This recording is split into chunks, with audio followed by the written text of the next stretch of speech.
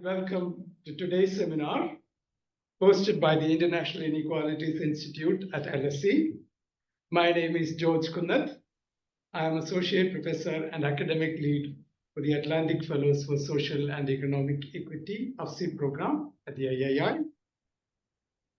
I'm incredibly pleased to be chairing today's seminar titled Hope for Changemakers, Evidence and Narratives, which is part of the III Inequalities Seminar Series. And today's speaker is Dr. Irene Guijt. Did I get it correct? You got it good enough. Irene is the head of Evidence and Strategy.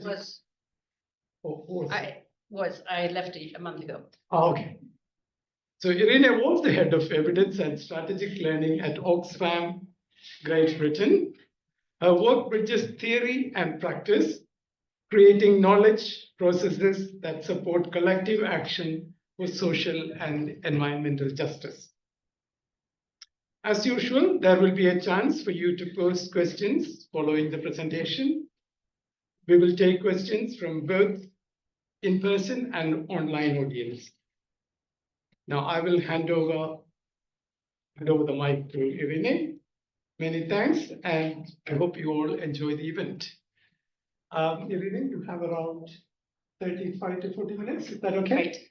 Yes. And then when it is 30 minutes, perhaps I'll give this warning. Fantastic. And I'm sure a lot of questions will be there that we want to have at least 25 minutes to 25 minutes for Q&A. Thank you so much. Thank you all for being here and being curious with me about hope and evidence, two topics that I've started exploring a little bit over the years, but just scratching the surface. And also a big thanks to Professors Irene Kanian, who can't be here unfortunately today, and Professor Francisco Ferreira, who are offering me the breathing space of a sabbatical. And after working, I was saying to my former colleague Mateo, who we met up this morning, how unbelievable it is to experience not having to work or produce something for an initiative other than my own curiosity. It's been about 35 years since that's been possible. So who has had hopes dashed? I'm assuming everyone is going to put up their hands. If you haven't had your hopes dashed, then you're very, very lucky. If I asked you if you have any reason to hope, could you come up with an answer? Yes, I'm seeing a couple of nods. You're all putting sandwiches into your mouths in the room, at least. Online, I'm afraid I can't see you. We have a shared human experience of hopes being dashed and hopes being alive. And this talk is really about trying to kind of start to unpack some of that for myself. I'll tell you a bit about my personal history as part of that. But they're really the beginning of an inquiry. And I am not here to give you the evidence and the truth about hope that will make you feel hopeful until your last dying breath. It's really more about figuring out how we can see and understand and almost like dance with hope in the change making that we do. I want to start with a story which comes from Durban, South Africa. Last October, I met an incredible human being, Wayne Jean-Pierre, who is an activist in Durban and a particularly hope-inspiring change maker. He, in 2009, South Africa passed a law that allows the expunging of police records. And with that, it offers people the ability to have a future. Hope needs a future. Hope is about the future. With a police record, it is very difficult to get employment. It's very difficult to study. It is very difficult to travel. You have your dignity is a stigma attached to you. There's a sense of hopelessness attached to having police records.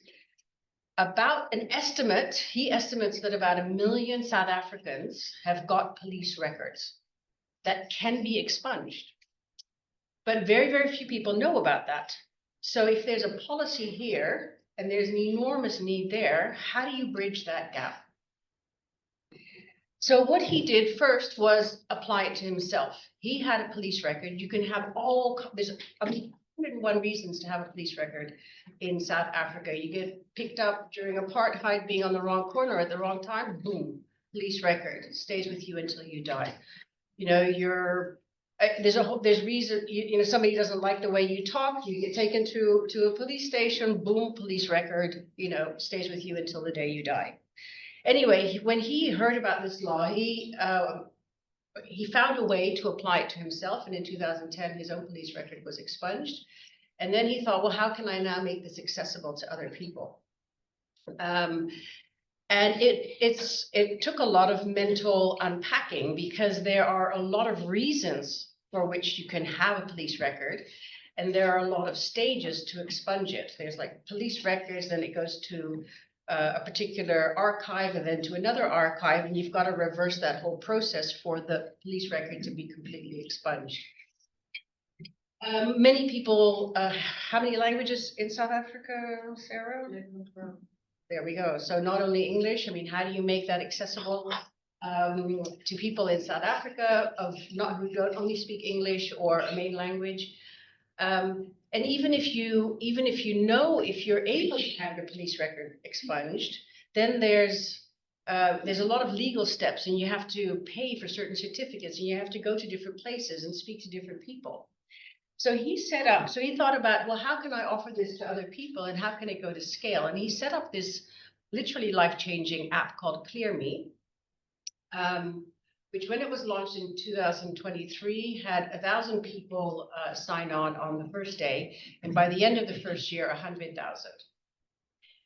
So it's an enormous, and so with this app, you can find out if you're eligible for it and in kind of what category you fall. But of course, who knows about this app? I was leaving Durban and I was chatting to somebody who was serving a coffee behind a counter, and I said, oh, I just had this amazing conversation with Wayne, and it was about this ClearMe app, and she said, really, does it exist?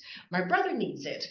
And that was 4 years after he had, you know, started this whole journey. So how do you get people to know about it? How do you get paralegals? How do you get the legal system to know about it? And then more importantly, and so our conversation it was very moving. We were both kind of in tears, and he was talking about all the individuals that he had met whose records had been expunged that now had a future. So for me, this was a beautiful example of somebody who embodies hope. This is what we call a downstream effort. There's a problem and you have to fix it afterwards. His hope, his dream actually, is that eventually it can be solved upstream, that there's an automatic process that after a certain number of years, you don't even have to register for it, but it gets expunged. So we have to think about downstream and upstream a lot in this work. But he embodies for me a whole range of aspects of hope that I want to try and unpack in this story. Wayne Jean-Pierre, amazing human being. His story was like the subtitle here. It was very, very honest, incredibly heartwarming. It's an imperfect journey, he said. It's very, very messy, and it's inescapable. For him, I said, well, why do you continue to do this? He does this in his free time. He earns no money from it. He does this when and where he can. And he says, well, but I have to. So there's something inescapable about this energy of hope that I've been fascinated by.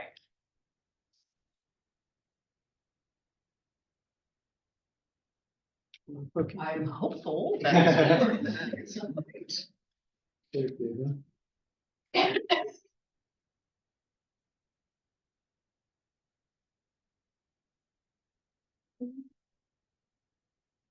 Mouse. Okay, click the mouse. Yeah, there we go. I can also use the mouse. Let's see if it goes. Okay, perfect. So one of the things that I am doing, and I'll come back to that at the end, I'm interviewing slowly 100 change makers to try and understand how they understand hope, where they get their hope from, and how they live it.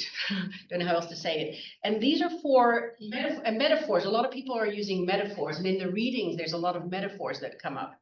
And I think often kind of images can speak more deeply than words can. And so these are four that I've been coming across a lot. One is, this is arteries. People talk about it as lifeblood. You know, it's the oxygen that drives the work, that takes the effort the next step. Several people have shown me the quote by Emily Dickinson about hope is as a feather, which perches in the soul, sings the tune without the words. So again, it's something inescapable. It's there. You know it's there. It's an internal experience. And both of those are there despite adversity, right? They're the beating heart of it. Then there's the Leonard Cohen song. A lot of people talk about hope as kind of this light that kind of pulls them forward when the going gets tough. And he talks about the crack that is the crack. There's a crack in everything. That's how the light gets in. And he talks. It's a fantastic song if you look at the lyrics. Very, very important for now. And he talks about ringing the bells that still can ring. And then the fourth one, which comes up a lot as another metaphor and an image, is action. And I don't know, I didn't want to have a muscly person there, but you know, steps. A lot of hope is about, well, I don't know what the day after tomorrow is going to bring, or tomorrow even, but today I know that I can do this thing. And so there's this kind of sense of stepping stones without knowing what the end point is going to be. And so hope is very much about these very hard to grasp. I want to avoid the word feelings because there's a big discussion in the literature about whether it's a feeling or an emotion, but it's almost like it's a human experience. I'm going to read to you a very long quote, length warning, and this is from a person called Howard Zinn. Have you ever come across his writing? Yeah. An amazing human being, war veteran, peace activist, academic, civil rights campaigner in the US. And he wrote a book, You Can't Be Neutral on a Moving Train. And he wrote, this quote really encapsulates a lot of what I've been hearing and reading about from the changemakers. To be hopeful in bad times is not just foolishly romantic. It is based on the fact that human history is a history not only of cruelty, but also of compassion, sacrifice, courage, and kindness. What we choose to emphasize in this complex history will determine our lives. If we see only the worst, it destroys our capacity to do something. If we remember those times and places, and there are so many, where people have behaved magnificently, this gives us the energy to act, and at least the possibility of sending this spinning top of the world in a different direction. And if we do act in however small a way, we don't have to wait for some grand utopian future. The future is an infinite succession of presents, today's. And to live now as we think human beings should live, in defiance of all that is bad around us, is itself a marvelous victory. And so you can see that quote, I mean, a lot of these images come together in that quote, but he talks about choice. And I think that's a fifth image that I need to somehow include in there. You can choose to see it or not to see it. And I think that's been my fascination throughout this work is, what is it? How can we see it? And it works. So the three questions that I kind of am bringing to today, but I've got a long list of other questions I'm trying to figure out, is why is it relevant now? What do we need to understand about it that can help us maybe act on it and act? And how can we see it? That's a question of seeing. So first up, why hope, why now? This was a selection of front pages from this morning's newspapers that I put together on the train here. It's pretty obvious. I mean, the headlines basically are saying to us, despair, give up, stop, don't hope. They're awful. They're very selective. Neuroscientists, if you listen to some of them, they say we choose not to listen to the headlines because we know it raises our anxiety and we know it's only part of what the world is there. But it is undeniable that there is intense, widespread disruption and upheaval. There's backlash, there's backsliding. And one thing that we keep forgetting, I think, is that there's ongoing stagnation on issues that are maybe not as emergent, as urgent, because they've been around for a long time as the climate emergency, but women's rights, for example, ongoing stagnation on a number of fronts. The issue that makes people, I think, feel really unsettled is that a lot of things that we're seeing now are unprecedented. They surprise us. They shock us. They're like what we didn't expect. And I think that's part of the psychology of it. That is why hope now. It's really quite amazing when you go out and dive into this, what a lot of people are writing about and talking about and debating about. But I've been interested in hope for a while, as two of my colleagues here in the room know. In 2018, I was asked to do with the research team. I was asked to do a summary of the state of the world for a strategic planning exercise. I'm like, okay, easy. And we looked at all kinds of inequalities, political inequalities, gender inequalities, economic inequalities, environmental destruction that had inequalities underpinning them. And it was a really not a happy picture. And I started thinking, why do we work in the organization? I was in an international NGO in Oxfam. Why do we do the work we do when we know how awful it is out there? And I started seeing how the way I describe it, and organizations like Oxfam and many other organizations, I call it our social currency is hope. Say, yes, it is terrible, and it can be different, right? The machine, the way that the mechanisms, at least in Oxfam when I was in research, we were really focusing on talking loudly about problems. The problems need to be heard. Honest hope is really important. And so that was half of one side of the coin. It's the reality of its existence. And I'm a bit prone to escapism myself. Working at Oxfam, that was definitely not an option. And we have to be very honest about the reality of it as the springboard from which we can then do the possible. And this asks of us outrage, anger, protest, holding to account, calling out. It asks a certain kind of actions and a certain kind of energy. But the flip side of the coin is always the possibility of changing that injustice or that problem. That's why we exist. And so that asks something very different. It asks for options, solutions, pathways.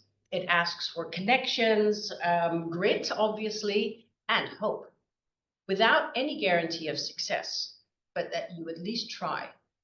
And so I became very interested in that.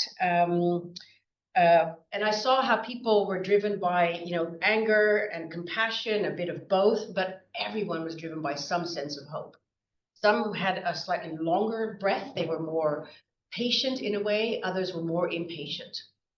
And there's this notion of patience that I think is really, if we're too impatient, it hurts. Your hopes get dashed more frequently and more deeply. So there's two sides to this coin, and it's. I was talking with somebody who works at the Elders. Have you heard of the Elders? It's like a group of elderly statespeople who are Mandela set it up with Ellen Clark, I believe, and they say, well, behind the scenes they do very fascinating work to try and through their diplomatic channels and their networks. We take it a little bit further, but talking with that person who works there, the head of programs. She was saying it's really hard to not feel tone deaf when you talk about hope at the moment, right? And yes, here we are. So I'm not the only one who's curious. There's a lot of books on hope out there, and I'll come to the articles in a minute. The one that really stands out for me still is Rebecca Solnit's Hope in the Dark, which is a stunning book from 2016. But Pope Francis even managed to produce a book this year in January called Hope. And not only in English, on Dutch, and so a couple of books there as well around hope. Time is Hope, A History of Hope. Hope for Cynics I found the other day, haven't read that one. And there should be another one on there. I mean, there's many, many, many evidence for hope by Rob van den Berg, who's an international evaluator. What I found particularly interesting that there are, I found in a few minutes, no less than 6 books with the title Radical Hope. So if you're going to write a book, don't call it that. So it's a compelling topic for a lot of people. And then there is data. So this is from a very recently released report by the Gallup polls, 2025. The Global Leadership Report, and they interviewed a lot of people, 72,000 and some, and they asked people to mention a number of their positive leaders in their life, and whether it's from family or from formal institutions. And then they said they asked them to name what 3 words describe what they contribute to your life. And hope was by far the most prominent one. So people look to leaders in whatever form they come for hope. So there's a real yearning for this. Okay, so we come to what is hope. This is a rough diamond. I chose this image intentionally because no matter what literature you look at, hope is it's so central to motivation for people, and yet we understand it so poorly. And so this is like a rough diamond. It's uncut, the facets. We don't know how many facets are possible in this gem that we have in life, but we know that there are many, in fact. When I started doing some reading, I came across courageous hope, futile, unrealistic, false hope, radical hope, authentic hope, reasonable hope, modes of hoping, patient hope, critical hope, estimative hope, resolute hope, utopian hope. Hope rarely alone as a standalone, but some kind of direction being given to it. And the one that I found most interesting is constructive hope at the moment as a concept. But here's an attempt at defining parts of it. So there was an absolutely fabulous paper, which is the next slide that I'll come to, which did a summary of a lot of different definitions. And they said what they all have in common is that there's some desire that underpins it, a desire, a wish, a dream, and there's a goal that is the kind of receiving end of that dream. It's possible but uncertain. And I think that that's where a lot of people differ in their understanding of hope. I've had people who I've spoken with kind of exhibit almost like allergic reactions to me, saying, "Oh, hope, no," you know, and they're because they say, but things because they assume that you're talking about guarantees and high probabilities, but they say that the main definition of hope, the commonality across all these definitions are these 3 elements. So if you think about it in terms of a spectrum, there's kind of like wishful thinking, kind of like one version of hope. And then there's the essential lifeblood of change with all those different metaphors that I was mentioning. There's also people who say that it's very passive. Others who say, no, it's very active. It motivates me to action. And when you start talking about different languages, it's really fascinating. So I was chatting with somebody in French, and she said, well, we've got espoir and espérance, and they're so fundamentally different in Portuguese and in Spanish, you know. You also have a difference in the hope and the passive and the active sense. But the main thing that I think people are also kind of mention is that hope is an individual experience, but others describe hope as a process.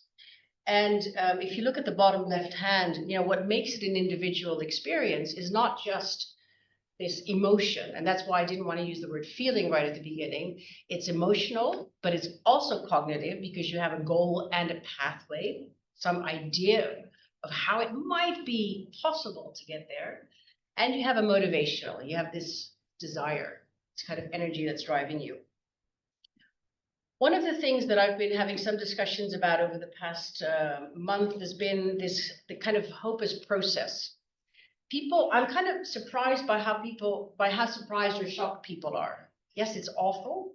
But if you look at, this is the cycle from adaptive management, and it was developed more for natural resource management, but it's increasingly used also as social learning, a way to describe the fact that we have cycles and we have growth and conservation when things are consolidated, but then we have destruction. Sometimes it's creative, sometimes it's not so creative, and that's what we're living through now. But then from that, you have the germination as well. And so hope is a dynamic. And then the definition of constructive hope, which I really like, is it says the right balance between the belief in desired possibilities and an understanding of failure. This balance should allow individuals to be motivated to pursue their goals while remaining realistic enough to overcome disappointment and resist manipulation by others. So we shouldn't be surprised when there are moments of hopelessness. Okay. So this is this article that I was talking about. If you're interested in it, it's called Characterizing Hope, an Interdisciplinary Overview of the Characteristics of Hope, by Pleging, Van Exel and Burger. They happen to be Dutch. And they did a literature review. This is from 2017, by the way, this kind of framing. They took 1,936 articles as their starting point. So that's not even going to fit on a slide, front cover of those articles. And they kind of whittled it down to 66 that they felt were sufficiently unique enough that could give them a sense for bringing some commonality to all the different framings. And it was the fields of psychology, economics, anthropology, medicine, and I'm sure I'm forgetting one. But what is really fascinating about this for me is that because I'm interested in how can we see hope and the evidence base, they helped me understand why it's almost an impossible task. So if you look at what they've done, is they've said, oh, you can't really see it. That's a pity. So there's a dark spot there. I don't know, because anyway, at the top, for the people online, they can't see that very well. Hope as context dependent, and that comes back to that dynamic, but also hope as a process. So, and I've kind of off the bottom, there's the effects of hope because I wanted to get it big enough. And if you look at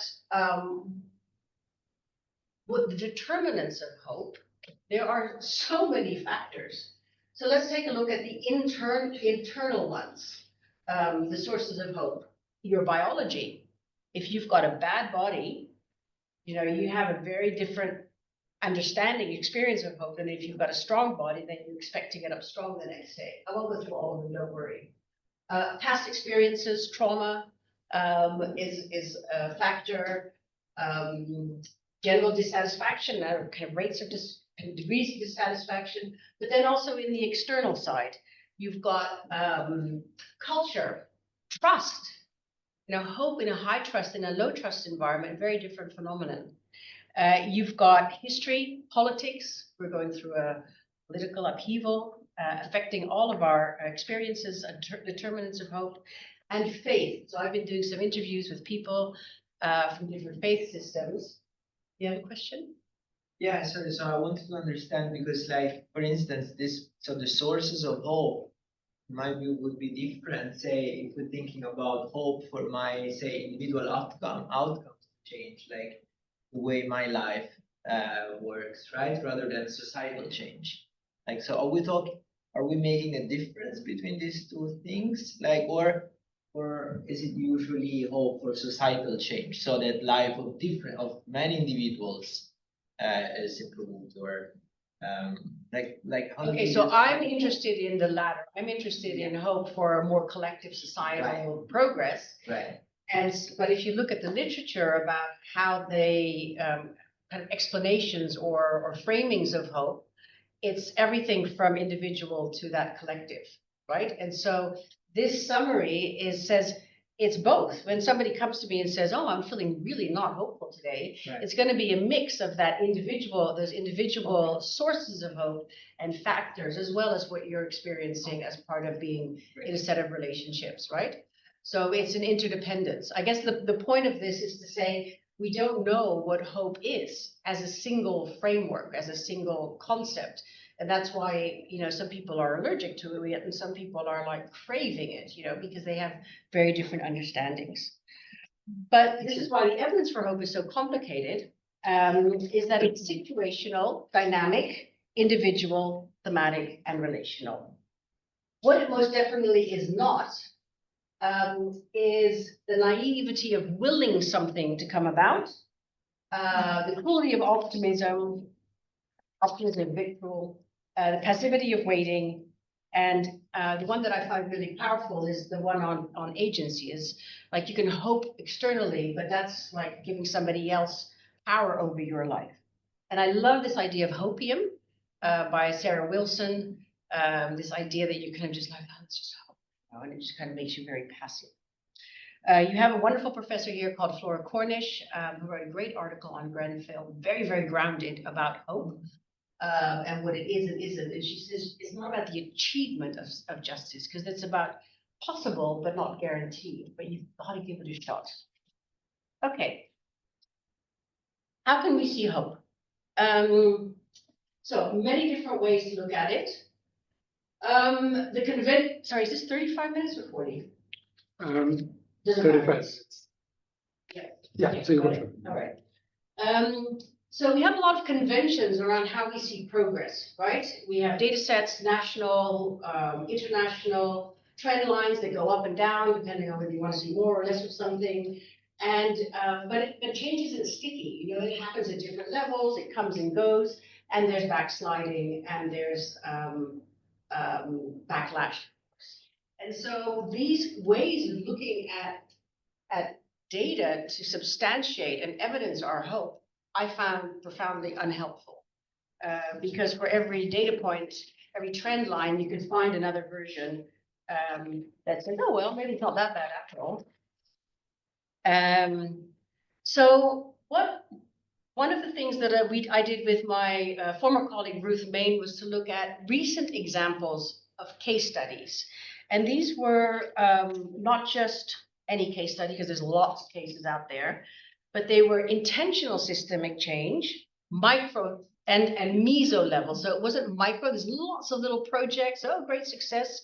And then there's some national level endeavors like vaccination programs, although who knows if those will survive the onslaught in the US.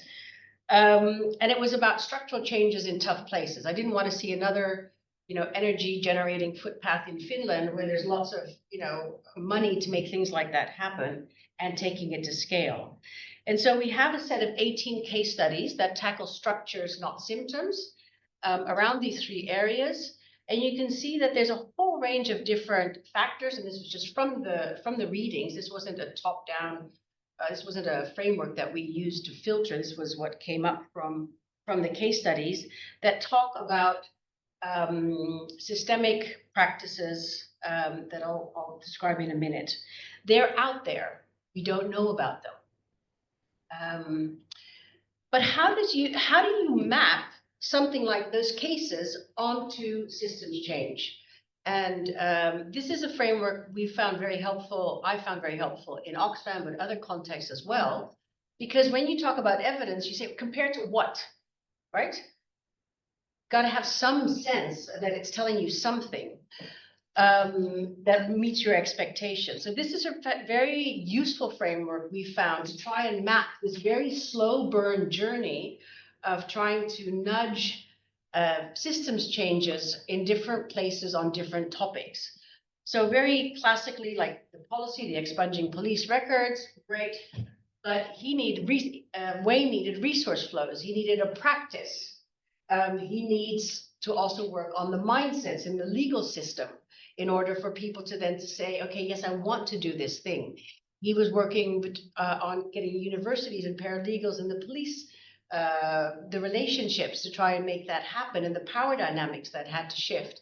So when you talk about evidence for hope, you've got to figure out, well, what part of this puzzle are you evidencing? Are you bringing forth? So here's a cable car example from Medellin, from one of those 18 case studies that we talked about, that Ruth and I researched, 700,000 people. It's an example of a resource that also changed a set of relationships and power and norms. Access to the city, incomes up. Women had more access to different kinds of jobs. Crime rates went down in the unlocked areas. So it's a classic example of what is in the literature is also called multi-solving. Another example, men care in Rwanda. It's about toxic masculinity. The term adolescence as a TV show might be on people's minds at the moment.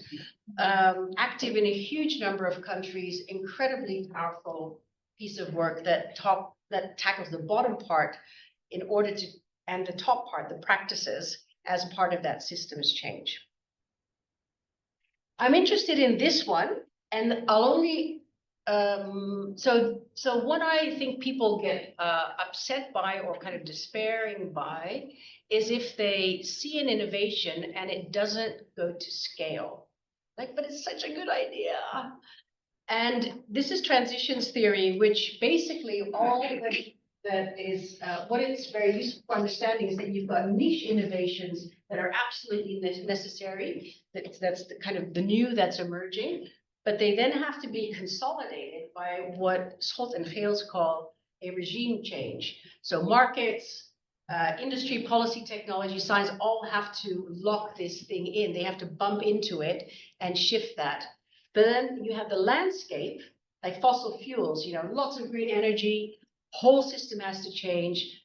The landscape is the reality of climate emissions and the reduction of the availability of critical minerals, you know, it bumps into each other. And so again, when you think about evidence, what part of this piece are you evidencing? And we're wanting to jump straight into regime change when we're still at an innovation stage. At CSW, on the Council for the Status of Women, I believe the word, it's C, isn't it, for council? That was held last week, there was a lot of talk, understandably, about backlash. And some people were saying backlash is because we've actually made progress. And so maybe it's a naive way of saying it, but I think that there's some truth in perhaps looking at what backlash is a representation of. And I'll end with my last one. So this is one that I'm looking at the moment. Because I'm also curious, well, where do I get my hope from? And this is also from the interviews. So if we haven't walked the whole journey of having a goal that is sticky and that will be immutable forever, where do we find it? And it's about looking around and saying, well, I see a lot of incredible individuals who start something like Wayne. I'm sure you can name individuals behind in your own context. Ideas that are sticky. There's an enormous discussion on trans rights. There's an enormous discussion on degrowth, alternatives to economics. Initiatives that do, as I call it. So there's, I've been really fascinated by John Alexander's work on the collectives here, but also abroad. You know, he's just trying to identify all these incredible collectives that are really just giving up on the institutions and saying, well, then we'll do it ourselves. And then the institutions that scale, and I think that's where we're being let down. And all of this is about imagination. It's all fueled by imagination.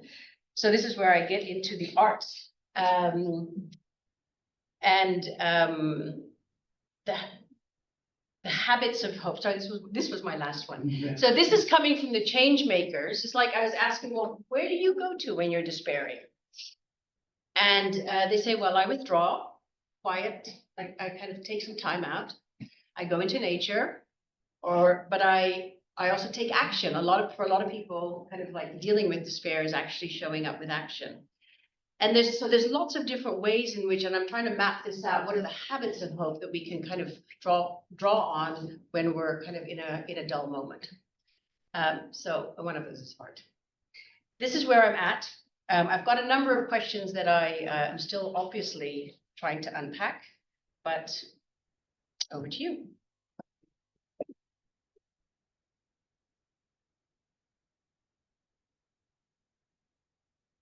Thank you very much for such an insightful presentation and how you managed to bring such a big, enormous topic into 40 minutes. You know, it's brilliant. Now the floor is open for Q&A. Our online audience can also use the raise hand function and then pose your question. in the Q&A. You can also state your affiliation and your name.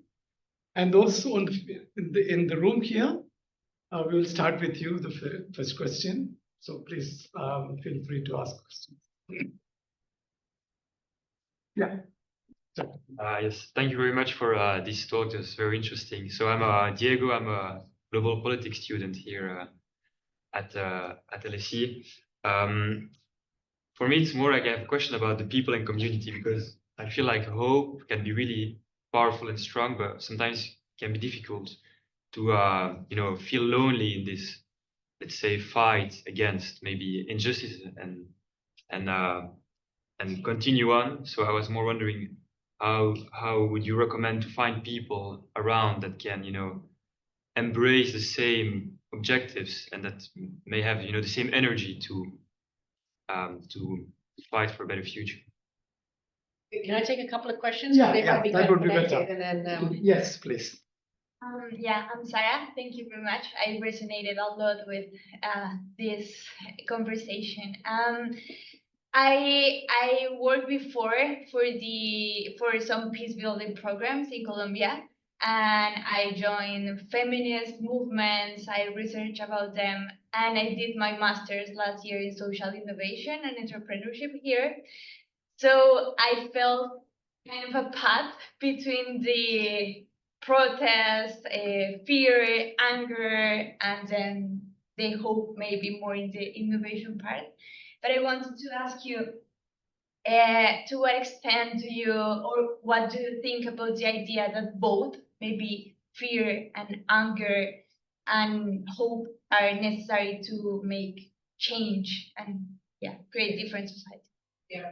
Perhaps you could answer these two questions by Yes. the time others are formulating Okay. theirs. Yeah. Where to find like-minded kind of travelers, I guess. I think it depends on what your area of interest is. I joined Oxfam because I thought that was my pod. Those are fellow travelers. I got a lot from colleagues. They expanded my networks. I then started to go more local as well. And I'm like, okay, well, I've been a new person here, working on kind of like with refugees or working in my local allotment. I think it's very, very personal, and it's something that you'll have to experiment with. But there are so many, now that I've kind of scratched the surface, it's like unbelievable. Look up John Alexander and the Collective Initiative, and you'll find hundreds of kind of like groups everywhere that will inspire, and many of the, and you can start your own, because that's how they all start with somebody. The core of my, the two sides of the coin, it's absolutely an and. You've got to have the anger. I mean, you can't not be angry about the problems and the injustices. And that's part of your collective, is you need to be able to rant together and make sense together. But you've also got, but the hope is the piece that I became curious about, because I saw it slightly less present in the evidence base that we were offering in Oxfam, and certainly less present in the social media context and the information world that we inhabit. Absolutely, undeniably both. Yeah. Yes, Annalena? Yeah, thank you, Irene. That was a really nice journey into your project. I think I want to follow up on the aspect of anger. And maybe, because I'm not familiar with the classification of emotions and feelings. Can you hear me? Yeah. If you could speak up a little bit, it would be handy. Like the difference between emotions and feelings. And on the anger, I think it's in psychology that there's often like certain emotions that are less accepted in a society, right? And then you find a translation. So anger usually is very frowned upon, right? It's not an emotion that we, especially among women, I think in that space, it's especially like a negative expression of oneself, which then often gets translated into something more acceptable, like sadness, which takes us back to the despair, right? So I was wondering, in that distinction between emotions and feelings, because that's a word that I'm not so familiar with, how do we create those shared feelings, right? and this kind of this landscape of what is socially acceptable. Because I imagine like it can be quite relevant for how we express hope to each other. Means that like you need that kind of movement that carries then institutions and actual like action, right? That maybe translates that feeling into action. But I think, yeah, there's that landscape of how we express it. There's the element of language, right? That and also, like when I think of how I encounter it in Brazil, it's like tudo vai dar certo, very passive thing of like just trust. That's fatalism. Yeah, like, Everything will be okay. yeah, exactly. Yeah. So I think in that kind of comes back to that point of like, what is acceptable in a society in terms of expressing hope, expressing emotions, expressing feelings. You guys are all, we're society and we all have all these feelings, right? We have all these emotions. For me, and it comes back to your divide, I think I get hope by seeing collective anger, right? So when you go on a protest march, but when it becomes destructive, I mean, there's non-violent ways to be angry, then it becomes more complicated for me. So I'm not a psychologist either. I'm an engineer, actually. So this is all new for me. But if somebody else has thoughts about the question, it's not about fatalism. So fatalism is the opposite of the hope and action, hope and anger story, actually. Yeah, and that is not what I see in many of the kind of framings of hope, to be honest. It's that desire for a change. Yeah. Peter, do we have any online questions? Okay, so we can continue with the.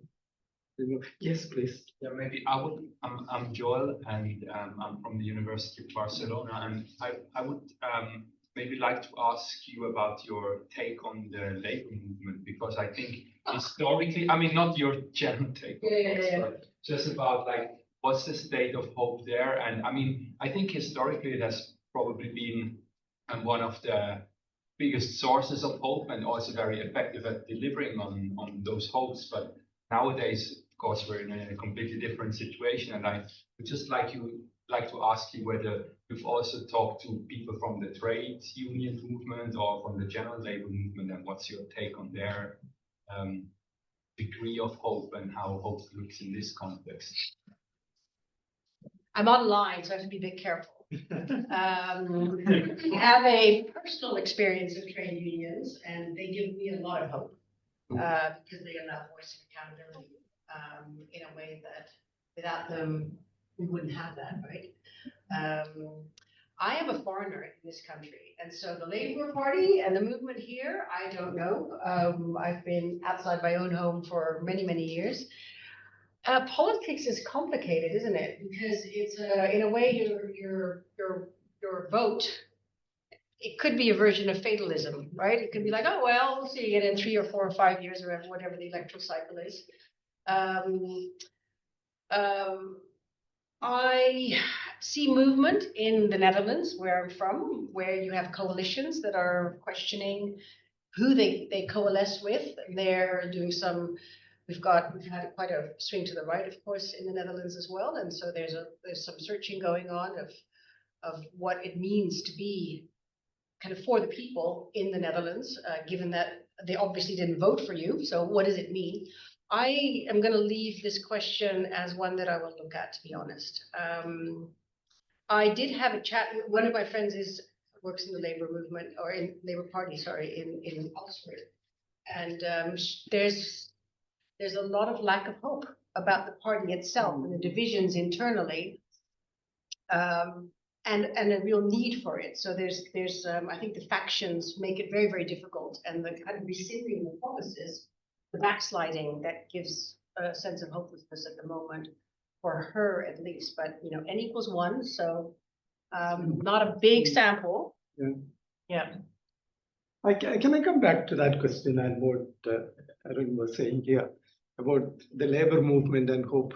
I'm a fan of Alain Badiou, the French philosopher who talks about lots of things, even religious matters. Like, he has also a book on Saint Paul, and how he becomes a source of universalism.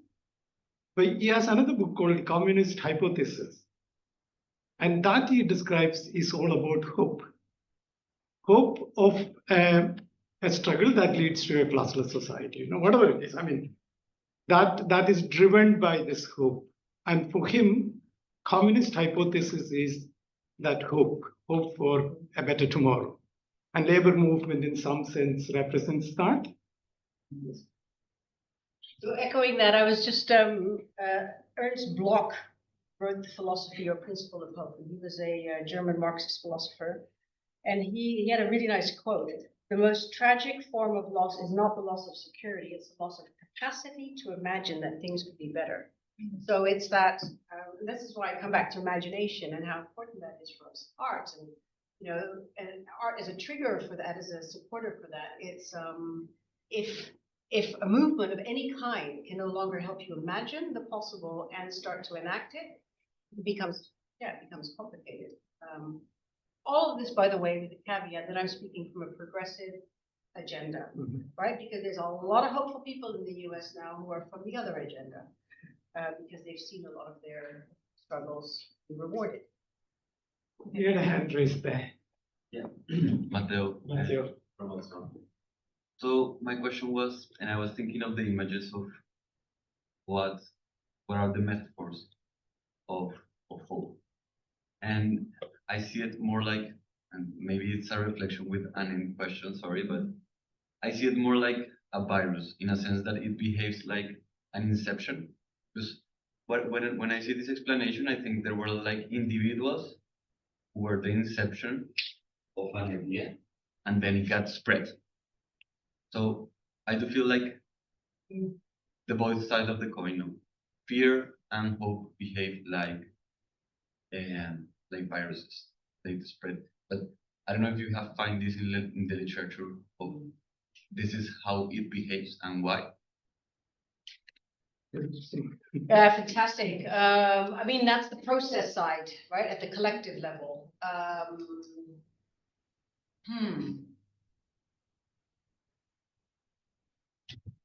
I'm going to think about that one, actually. I haven't come across that metaphor, but I can relate to it. I mean, you see it around you, particularly the fear one. There was a fantastic image of the capture in the US of the media by the different parties. And you could, I didn't see a time series of it. You could just see that which radio stations, newspapers, and the kind of the size of the bubble was how big their kind of audience were, how many had been captured by a fear agenda that was feeding the right-wing kind of politics. Absolutely massive. You could see that the virus had been extremely successful. And so there's this whole discussion of, well, how could what do you need to inject into the system so that you turn that around? So I can relate to the metaphor. Thank you. Can I also? There's one online, I think. Is there one online? Yes, please. Yes. Tatiana, I would love to hear how you're defining and understanding changemaker as a category. Oh, interesting question. Who's a change maker? I started using the word activist, advocate when I was in, because that's the campaigner, that's the language, the formal language of well, the organization I work for, but many others as well. And then at a certain point, I was like, but wait a sec, I'm not sure how much I am that, but I am part of change making. And this kind of comes back to virus, in a way. I call it kind of like a web, this growing web. So I started to look at, well, what is, can we have a looser definition of change making, particularly as I started to interview people. Sorry, I'm looking at you. I know that Tatiana's not there. Tatiana's somewhere over there. Hello, Tatiana. And so everybody has. I guess it's an invitation to it's an invitation in, rather than oh, well, you're not that and you're not that, because there is that discussion as well. It's like, oh, you're not a real activist, you're not a real campaigner, you're not a real this, you're not a real that. Like one of the people I interviewed was she's the head of the Italian Philanthropy Association. Changemaker, maybe, not according to campaigners perhaps, because she might be representing old power, old money. But oh my goodness, what a change maker! The things she's doing on resourcing kind of domestic violence units in Italy, and using the arts to kind of have the viral effect that you're talking about. Actually, now arts, I think, and music are part of that viral effect. And so it's a very I've gone for change makers because it allows you to say, well, am I in the business of making change? And I consider myself a little cog in this huge web of change making. And so in a way, somebody laughed and said, oh, your book should be called Hope for Cogs, right? Yeah. Hope for nerds. Hope nerds. So it's just meant to be a very inclusive, non-professional way of saying, whoever wants that label, please take the label. Yes, Annalena. Linked to that, is it important to acknowledge privilege and position in that framing and spreading of hope? Because are you spreading your sound hope? I don't know what you want to call it, across the whole north? Really, really aware of this. I'm obviously white, very well educated, privileged, well off. Hope is easy in some ways. And one of the people I interviewed said, well, it's easy for me, but really you shouldn't be talking to me. You should be talking to people who are in places that are beyond hope almost. And I interviewed my father, who's 90, worked for the United Nations for 30 years. And he said, God, hope, it never really figured when we were doing the work that we were doing. And we then had a chat about whether the fact that he was a white male in an international development agency that had tons of money in a very technocratic, era wasn't necessary. You could just plan and do and expect. But what I've I'm starting to see that quite a lot of literature around refugees, for example, hope is almost like the only thing that they still feel they have. This is not a sample based or anything like that. It's very much a sense from what I'm reading. And so I'm intrigued by that. And so every person I'm asking, I'm saying, could you point to another change maker?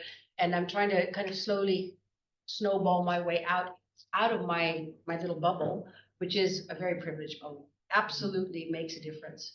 But I wonder whether it's not only people, your experience of it and the theme of it will vary, obviously, but it is a very common human experience. I find Gaza particularly, it was like, where's hope there? Some of the headlines, where's hope now? Right? There was hope about the ceasefire, but where is it now? Right? Breaking ceasefire. In a similar line, Annalena was asking, I'm going to play devil's advocate here. Please. I mean, you don't have to answer it. Thank you. It's like, where do we locate hope? Do we locate hope in religion? Then would it also be another illusion? Like sometimes it can be like an opium. It becomes the cry of the poor, as Marx would say, sigh of the poor. So we can believe that, okay, well, let's have hope and then remain in that elusive world without committing ourselves into radical action for structural changes that you were talking about. Would we get trapped into that?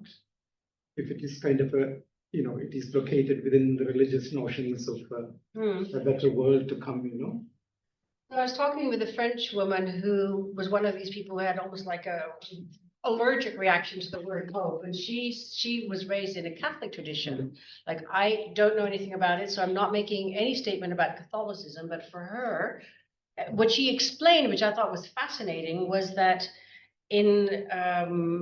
as she understood it from her understanding of her faith base, that giving up hope was a venal sin. It was like the ultimate sin that you shouldn't commit, because God was the source of hope. And if you gave up hope, you gave up on God. Yeah. And so I'd never thought about that before. I'd never heard of it. And in fact, the Buddhists, they say, well, hope is because you desire something, and desire is the root of your suffering. So you got to kind of yank out desire, and then, you won't need hope. And so that's a very, very simplistic version of it, right? Because there's a lot around compassionate action and this. So I don't know is the answer, but I think that faith seemed to encompass both aspects of it. Liberation theology, very prevalent in Brazil as well. It's like phenomenal. What kind of action from the hope of a better future that generated. So it can be both. This is the last question. You okay? Yeah. What's the line between hope and cruelty of optimism? Like, what's the difference? Oh, hope and optimism. So there's I found that when I started talking with people about hope, they were like, oh God, you're one of those optimists, and optimists based on, I said, no, I'm not actually an optimist, but optimists, you expect a positive outcome. Whereas if you have hope, it's about a possible but uncertain outcome. And this is where Flora Cornish, I strongly recommend reading her article on Grenfell. She said they got so little result from their years of activism. And of course it matters at that justice level, but that wasn't why they invested all that time and energy. It was the kind of moral rightness of doing what they felt they needed to do. So they weren't optimistic. And she says she even apologizes in the art pessimism, which but it's, so optimism is really like, of course it is, it's that Brazilian, everything will be fine. But hope is can be more realistic. But that's why all those adjectives, honest hope, authentic hope, grounded hope, constructive, so that you don't slide into the optimism and assuming it will all be fine. Yeah. No, I would love to, we would love to continue this conversation because it's such an important topic for all of it. But then we have come to the end of our time. More than the end. It has been my pleasure to chair this event, and thank you so much for your insightful presentation. And thank you all for coming. And it's goodbye until we meet again here next time, not in this room perhaps, but another room. We'll see you all. Bye-bye.